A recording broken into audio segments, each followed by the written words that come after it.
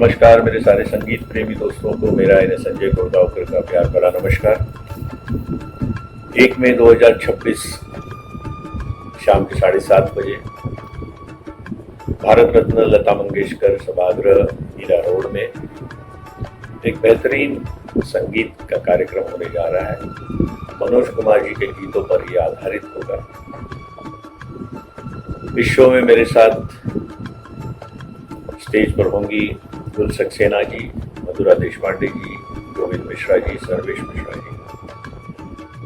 इस शो को प्रोड्यूस कर रहे हैं सिद्धिदा मोरे जी और शो का सूत्र संचलन कंपेयरिंग करेंगे श्री सुदेश मोरे जी। म्यूजिशियंस की टीम संभालेंगे राजेश पवार जी और उनके सारे म्यूजिशियंस। बेहतरीन शाम सुरीले नगमे होंगे। अब चाहते हैं कि आप भी हमारे साथ आए, कुछ वक्त बिताएं।